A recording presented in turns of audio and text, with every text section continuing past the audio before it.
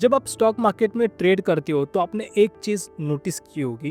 कुछ स्टॉक्स बहुत ज़्यादा स्लो मूव करते हैं, कुछ डिसेंट मोमेंटम देते हैं और कुछ स्टॉक्स कभी कभी एक ही दिन में तेज़ी से ऊपर नीचे हो जाते हैं।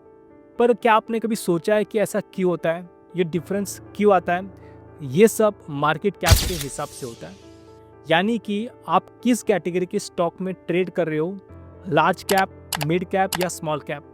हर कैटेगरी का अपना नेचर होता है, अपनी स्पीड होती है और अपना रिस्क लेवल भी। अगर आप इंट्राडे ट्रेडर हो या शॉर्ट टर्म ट्रेडर तो ये वीडियो मस्ट वॉच है, क्योंकि अगर आप ये नहीं समझोगे कि लार्ज कैप, मिड कैप और स्मॉल कैप स्टॉक्स का डिफरेंस क्या होता है और उनका ट्रेडिंग स्टाइल कैसे अलग होता है, तो आप बार बार गलती करोगे और आपको बड़ा लॉस हो सकता है। इस वीडियो में मैं आपको सिंपल लैंग्वेज में समझाऊंगा कि मार्केट कैप क्या होता है, स्टॉक्स को कैसे क्लासिफाई किया जाता है और हर कैटेगरी के स्टॉक में ट्रेड करते वक्त क्या सोचना चाहिए। तो चलिए स्टार्ट करते हैं। Let's start with the foundation. Market capitalisation यानी मार्केट कैप। देखिए, मार्केट कैप का मतलब होता है कंपनी का टोटल मार्केट वैल्यू। इसका फॉर्मूला काफी सिंपल है। Market cap is equal to share price multiplied by total number of outstanding shares. ये मार्केट कैप बताता है कि कंपनी छोटी है या फिर बड़ी। लेट्स से एक कंपनी का शेयर 500 रुपीज़ का है और उसके 10 करोड़ शेयर्स मार्केट में अवेलेबल है, तो मार्केट कैप होगा 500 rupees multiplied by 10 crore, 5000 crore. अब इसी बेसिस पे सेबी और एमएफआई ने कंपनीज को 3 कैटेगरीज में बांटा है: large cap, mid cap, small cap. देखिए, लार्ज कैप ये वो कंपनीज होती है जो टॉप 100 में आती है बेस्ड ऑन मार्केट कैपिटलाइजेशन। इनका मार्केट कैप यूजुअली 50,000 करोड़ से ऊपर होता है। इनका बिजनेस इस्टेब्लिश्ड होता है, पब्लिक ट्रस्ट हाई होता है और ये स्टॉक रिलेटिवली स्टेबल होते हैं। जहाँ पे मिड कैप कंपनीज रैंक करती है 100 से 250 के बीच में, इनका मार्केट कैप यूजुअली 10,000 करोड़ से 50,000 करोड़ के बीच में होता है।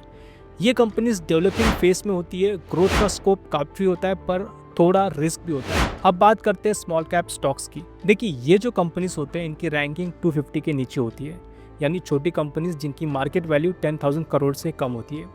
ये सबसे ज़्यादा वॉलेटाइल होती है, कभी तेज़ी से भागते हैं तो कभी शार्पली गिर जाते हैं। इनमें लिक्विडिटी इशू भी होता है और ये जो स्टॉक का क्लासिफिकेशन फिक्स नहीं होता। मार्केट का मोमेंटम के साथ ये कंपनीज अप डाउन होती रहती है।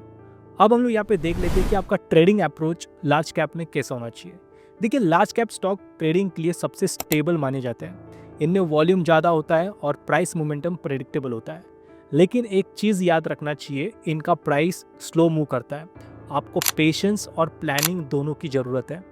इनमें ट्रेडिंग करने के लिए आपको मार्केट न्यूज़ पे फोकस करना पड़ता है, जैसे क्वार्टरली रिजल्ट्स, इकोनॉमिक अपडेट्स या सेक्टर रिलेटेड डेवलपमेंट्स।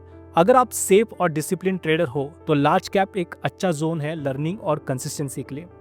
लेकिन ये गलती मत करना, क्योंकि लार्ज कैप स्टॉक्स काफ़ी स्टेबल होते हैं। इसका मतलब ये नहीं कि आपको लॉस नहीं होगा। बिना स्टॉप लॉस के, बिना स्ट्रैटेजी के कहीं भी ट्रेड करना हमेशा रिस्क होता है। अभी हम लोग यहाँ पे देख लेते हैं मिड कैप स्टॉक्स के बारे में। देखिए, mid cap stocks are generally considered balance between growth and stability. ये स्टॉक्स एक्टिव रहते हैं, न्यूज़ और टेक्निकल सेटअप्स में जल्दी रिएक्ट करते हैं। अगर आप चार्ट्स थोड़ा समझने लगे हो और आपको प्राइस एक्शन पढ़ने आता है तो ये कैटेगरी आपके लिए काफ़ी रिवॉर्डिंग हो सकती है। मिड कैप स्टॉक्स में वॉल्यूम ठीक ठाक होता है, प्राइस मूवमेंट भी आपको डिसेंट मिलती है, लेकिन सडन रिवर्सल का रिस्क भी होता है। इसलिए कब ट्रेड लेना चाहिए, कब एग्जिट करना चाहिए, ये क्लैरिटी आपको होनी चाहिए। अब बात करते हैं स्मॉल कैप की। देखिए, स्मॉल कैप स्टॉक सबसे ज़्यादा एग्रेसिव और अनप्रेडिक्टेबल होते हैं। ये वो कंपनीज होते हैं जो या तो नई होती है या मार्केट में छोटी जगह बनाई हुई होती है। इनमें ट्रेडिंग सिर्फ तब करना चाहिए जब आपको वॉल्यूम क्लियरली विजिबल हो, आप स्टॉप लॉस स्ट्रिक्टली फॉलो कर पाते हो, आप इमोशनल नहीं हो प्राइस मूवमेंट को देखकर। स्मॉल कैप स्टॉक्स का प्राइस कभी कभी इतना फास्ट मूव करता है कि एंट्री और एग्जिट दोनों डिफिकल्ट हो जाते हैं, और अगर आपने गलत लेवल पे एंट्री ली तो स्टक हो सकते हो। कभी भी आपको दिन या फिर महीने भी लग सकते हैं एग्जिट के लिए। इसलिए स्मॉल कैप में ट्रेड लेना मतलब ज़्यादा अटेंशन और कंट्रोल चाहिए, specially if you are doing short term और इंट्राडे ट्रेड्स। तो दोस्तों, हर कैप कैटेगरी का अपना कैरेक्टर है। लार्ज कैप में आपको कंसिस्टेंसी मिलेगी, मिड कैप में आपको मोमेंटम मिलेगा और स्मॉल कैप में आपको स्पीड और रिस्क दोनों मिलेगा।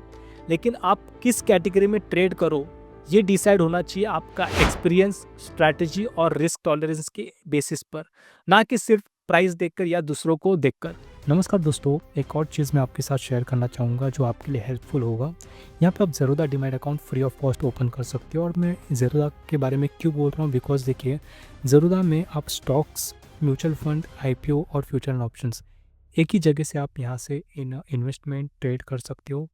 एंड एक और चीज़ मैं आपको बताना चाहूँगा, ज़ेरोधा का जो प्राइसिंग है, यहाँ पे ज़ीरो चार्जेस है for equity and mutual funds. मतलब जहाँ पे म्यूचुअल फंड के लिए आपको कमीशन देना पड़ता है, यहाँ पे आपको डायरेक्ट म्यूचुअल फंड्स में आप इन्वेस्ट करके यहाँ पे कोई भी कमीशन नहीं लगेगा।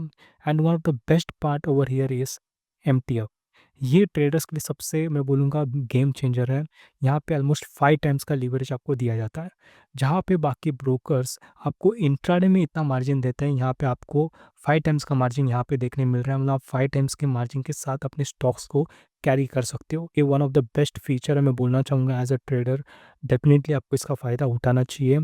तो अगर आपने अभी तक ज़ेरोधा डीमैट अकाउंट ओपन नहीं किया है, तो उसका लिंक मैंने नीचे डिस्क्रिप्शन बॉक्स में दिया हुआ है, आप जाके ओपन कर सकते हो।